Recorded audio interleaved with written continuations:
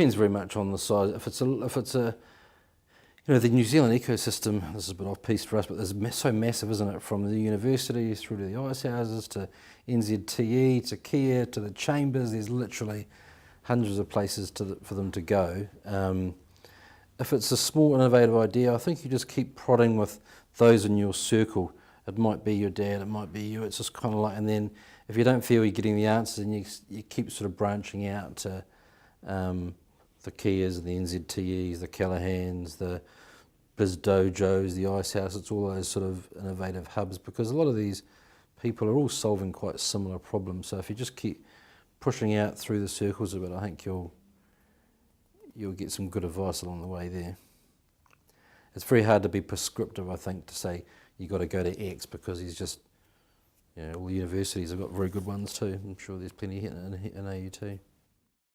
Distribution, as you head into the overseas markets, you either do it yourself or you buy in the expertise. I've seen a lot of companies that have tried to do it themselves, unless you've got a lot of capital behind you, it's pretty difficult. But then sitting down here in New Zealand, how do you find that perfect potential distributor in Europe, for example? New Zealand Trade and Enterprise do an excellent job of connecting New Zealand companies to people that are in their database. Kia, which is the Kiwi Expat Association, do a fantastic job of connecting New Zealanders that are outside of New Zealand. And there are 4 million of us down here in New Zealand. There's another 1 million Kiwis. So 20% of our population don't even live in our country. We are a distribution company, so our clients, we warehouse and distribute for a number of predominantly FMCG clients, and a lot in the food service space. And so we'll do the deliveries, and we accept the orders in, and then we'll create the delivery and go through that the next day. And you're stuck with sole supply, and you can't go to any other supplier because he's got you signed up on a contract. We also divan, and so the containers come in from offshore, and then we'll divan and store, and as required, be delivered. Within the Auckland market, you Google who you need to, what sort of service you require. For example, our customised delivery business, we'd go to 80% of the food service, so cafes, bars and restaurants in Auckland at least once a week. We go to every supermarket every day. So you'd need to understand what market you're trying to get to. So if you're going to food service and you've got a product for a cafe, you'd need to make sure that service provider has the ability to get your product to market in a timely fashion. There's no point going to a service provider who only goes to the cafes once every fortnight, where your product needs to go every 2 or 3 days.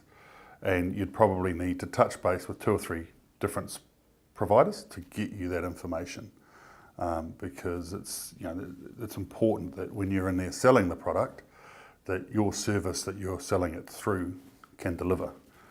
You don't want to sell your product into the cafe and say we'll be there every 2 or 3 days, and you sign up with a freight company that only does it once a fortnight. We've grown significantly through good service, and been able to deliver what our customers want us to deliver. The challenge you have from a startup business is cash flow, as everyone knows. And you've got to factor in reasonable costs for distribution, and it's the bit that people, especially in startup, they don't factor that in. So you should be well designed, but there's different design aesthetics. What kind of works in the US is slightly different to China, so you got to understand that. In all markets, you got to cut through. In all markets, you got to have a story. Justine's earlier point, you got to have a story that's believable, credible, that can travel. That's the same in every market. I think one of the things that's worked really well for all of the brands actually is just our ability to tell the little success stories without chest beating too much. So when people hear that Trilogy's in Whole Foods in the States, that's a lovely story that gives people confidence that it has a lot of those. To be in Whole Foods, you got to be truly organic. You can't fake that right. one. So that was a great endorsement. The Princess Kate using Trilogy for the birth. The Duchess of Cambridge. Duchess of Cambridge. So, yeah. and these are great stories, Yeah. and they travel and they build your brand. And I think again in New Zealand sometimes we're pretty poor at telling our success stories, and we're quite conflicted about whether or not we come off as being arrogant. But people want to know and they want to feel good about what's going on with your brand in the world, and so we are getting better at telling the cool stories, aren't we? The little things. A young chap from Marlborough rang me up one day and said, I want to come and talk to you about my beer. And that was Josh Scott, who'd started Moa. He started it, he was kind of ahead of his time in the craft beer world. He started it in 2003. And look, I liked beer. Truth be known, I always liked beer, probably almost more than cocktails. Lincoln University. Which is maybe where it came from. I liked Josh a lot. He was honest. Liked his beer, liked his story. Marlborough, you know, he was a winemaker and he made beer for the winemakers after harvest because they all felt like a cold beer. And he made his own beer for them because he thought the beer he bought down the road was crap, and winemakers have a pretty good sophisticated palate, so they need a flavoursome beer. And so that's where it came from. And Josh has actually become New Zealand's only fully qualified Cicerone. So he's taken that pedigree and that knowledge, to your point earlier, and he has turned himself into a true academic in the beer world. And so in tasting, just to put, that's like a master of beer. To get that, it's very, very difficult. He had to taste 100 beers. He got 99 out of 100. He only missed one beer in the tasting. He's got a very good palate. For us, the growth of Moa just brings all the rest of the boutique beers, of the craft beer industry up. And we're really proud of that. And it's the same thing that happened when we took 42 Below to the NZX. You know, we paved the way for other growth businesses to do the same, to go to the capital markets for growth capital.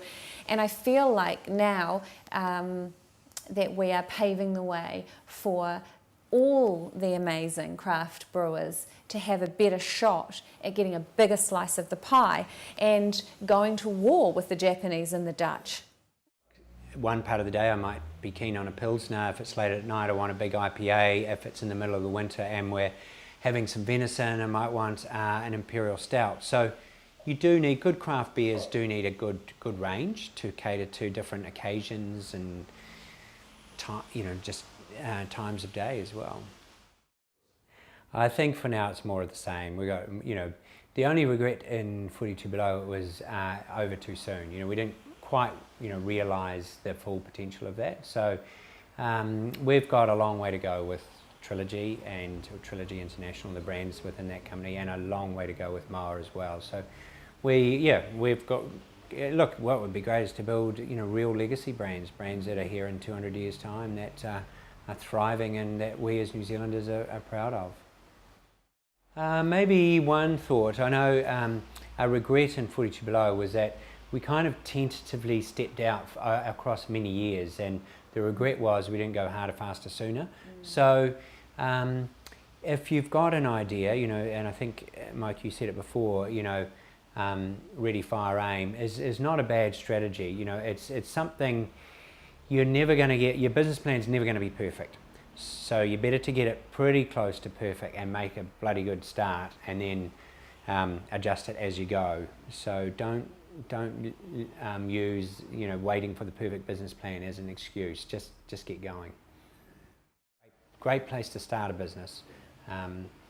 Yes, we have issues with scale here and all that kind of stuff, but it's actually, comparatively, it's a cost-effective market to start your own business in. We've been working in the States for, we launched 2 years ago, and I could never have believed the rapidity of the change in the channels and the ways that we go to market that have happened in that period.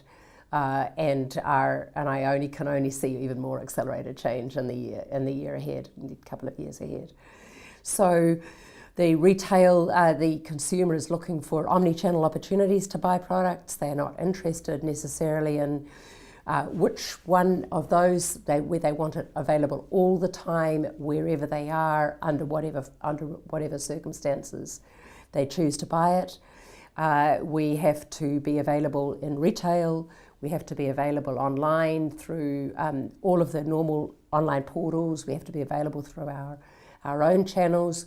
We have to be selling it in this format. We have to be selling it in many other formats like kits and other forms of product. And I guess you know well, or your students will know well, that many times you're in the supermarket and you see kids, see everybody on their phones checking the product, checking the reviews, checking the information before they buy. They might decide to buy off the shelf right then. They might decide to go home and buy it. And you have to be, as a brand owner, you have to be able to respond in all of those ways all the time. It's complex, and you need to, I think, having a track record of success in a local market is the traditional way that people would start, and that gives people confidence that you're going to be able to, that you have a good product and that you're going to be able to sell that. The tariff situation is difficult. There's many challenges.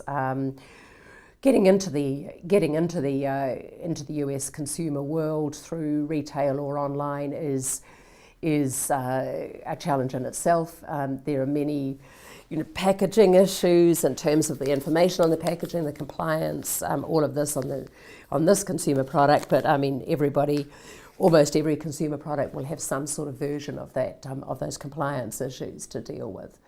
I think the big thing, Mike, is the seeking advice and relying on your networks that you can establish through the Kia network, through Kiwis offshore who are almost without exception only too happy to help. You must get advice and good advice from people who know, because otherwise you lose money, you'll lose time, and put yourself and your business at risk that it doesn't need to be. So reaching out into the community, making sure that you're listening, following the advice that you're given in these very complex offshore markets. New Zealand Trade and Enterprise, of course, it is set up to help Kiwi companies get started. They do tend to focus on larger companies, but they can certainly provide some guidance. But really, use your networks. I mean, the individual networks, use the internet. Try and make sure that you have people that you can trust, and make sure that you take advice from people who actually have done it, because there's a lot of chat about that's often given advice to young people who, in many ways, it's actually perhaps not as accurate as it could be. So.